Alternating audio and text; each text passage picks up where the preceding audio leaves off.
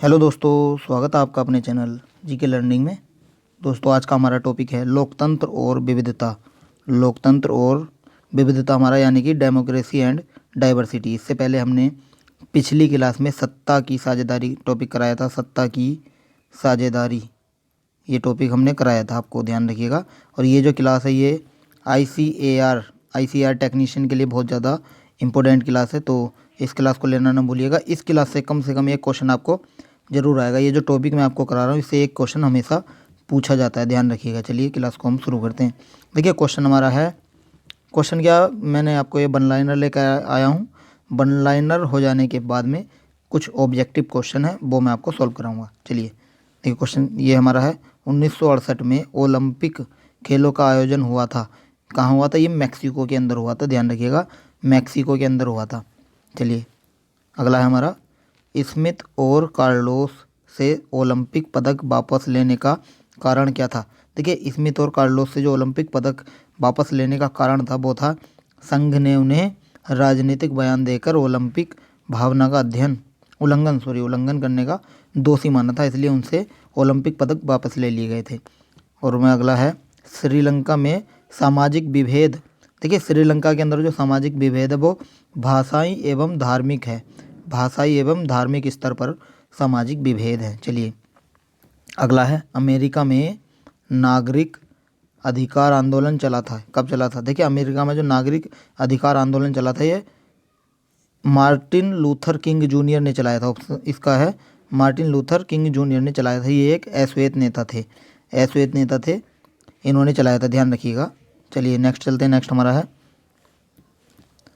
Tommy Smith John Carlos कौन थे? देखिए टॉमी स्मिथ और जॉन कार्लोस अफ्रो अमेरिकी थे, ध्यान रखिएगा। चलिए अगला हमारा है, टॉमी स्मिथ व जॉन कार्लोस ने पदक जीते थे। देखिए इन्होंने जो पदक जीते थे वो 200 मीटर की दौड़ में जीते थे। 200 मीटर की दौड़ के अंदर इन्होंने पदक जीते थे। चलिए अगला है, अमेरिका में नागरिक अधिकार आंदोलन चला था। कब चला था? देखिए अमेरिका के अंदर नागरिक अधिकार आंदोलन चला था हमारा मार्टिन लूथर किंग जूनियर के नेतृत्व में चला था। मार्टिन लूथर किंग जूनियर के नेतृत्व में चला था। मैंने अभी आपको बताया था कौन थे, ये अश्वेत नेता थे, अश्वेत नेता थे, ध्यान रखिएगा। चलिए नेक्स्ट है, अमेरिका में नागरिक अधिकार आंदोलन का मुख्य उद्देश्य बताना आपको। देखिए अमेरिका में नागरिक अधिकार आंदोलन का जो मुख्य उद्देश्य था वो नस्ल आधारित भेदभाव की समाप्ति था। नस्ल आधारित भेदभाव की समाप्ति था, ध्यान रखिएगा। चलिए अगले पे चलते हैं। अगला है, टॉमी स्मिथ व जॉन कार्लोस के पक्ष में विरोध करने वाला जो खिलाड़ी था तीसरा, वो था हमारा पीटर नॉर्मन। पीटर नॉर्मन ने इन दोनों के साथ इनका समर्थन किया था और विरोध किया था। ये कहाँ के थे? ये ऑस्ट्रेलियाई खिलाड़ी थे, ऑस्ट्रेलियाई खिलाड़ी थे, ध्यान रखिएगा। चलिए ये सारे टॉपिक मैं आपको बहुत ही ज़्यादा इंपॉर्टेंट हैं वो करा रहा हूँ। आप हमारे चैनल को सब्सक्राइब करिएगा और वीडियो को शेयर जरूर करिएगा। चलिए अगला है, 17वीं एवं 19वीं शताब्दी के मध्य अमेरिकी दास जाने जाते थे। किस नाम से जाने जाते थे? देखिए ये अफ्रो अमेरिकन नाम से जाने जाते थे, अफ्रो अमेरिकन नाम से जाने जाते थे, ध्यान रखिएगा। चलिए इनसे रिलेटेड ही मैं आपको अभी ऑब्जेक्टिव क्वेश्चन कराऊंगा जिसमें आप पता लग पाएगा आपको कि हम कितने क्वेश्चन कर पा रहे हैं। लगभग 10 क्वेश्चन मैंने उसमें लिए हैं। देखिए सामाजिक विभाजनों का मुख्य आधार आपको बताना। देखिए सामाजिक विभाजनों का जो मुख्य आधार है वो जन्म से होता है, जन्म से है, ध्यान रखिएगा। चलिए अगला है, यूगोस्लाविया के विघटन के लिए उत्तरदायी कौन था? देखिए यूगोस्लाविया के विघटन के लिए उत्तरदायी था हमारा धर्म के आधार पर राजनीतिक बंटवारा। धर्म के आधार पर राजनीतिक बंटवारा था, ध्यान रखिएगा। चलिए अगला है, मैक्सिको ओलंपिक में टॉमी स्मिथ द्वारा पहना गया काला मफलर, काला मफलर जो था वो परिधान किसका प्रतीक था? ये हमारा अश्वेत शक्ति का प्रतीक था, अश्वेत शक्ति का प्रतीक था, ध्यान रखिएगा। चलिए अगला है, समरूप समाज का अस्तित्व है। देखिए समरूप समाज का जो अस्तित्व है वो जर्मनी व स्वीडन के अंदर है। जर्मनी और स्वीडन के अंदर समरूप समाज का अस्तित्व है, ध्यान रखिएगा। चलिए अगला है हमारा, आयरलैंड में अनुयायी रहते हैं वो कौन से हैं? देखिए आयरलैंड के अंदर जो अनुयायी रहते हैं वो कैथोलिक रहते हैं और प्रोटेस्टेंट धर्म के रहते हैं। कैथोलिक और प्रोटेस्टेंट धर्म के अनुयायी रहते हैं। कैथोलिक हमारे 44% मैंने दिया हुआ है आपको, 44% है, और हमारे प्रोटेस्टेंट के हैं 53%, ध्यान रखिएगा। चलिए अगला है, स्मिथ व कार्लोस व नॉर्मन की मूर्ति स्थित है कहाँ? देखिए इन तीनों की जो मूर्ति है ये स्थित की गई थी सैन होज स्टेट यूनिवर्सिटी के अंदर। सैन होज स्टेट यूनिवर्सिटी के अंदर, ध्यान रखिएगा। अगला हमारा है धर्म व वर्ग में गहरी समानता है।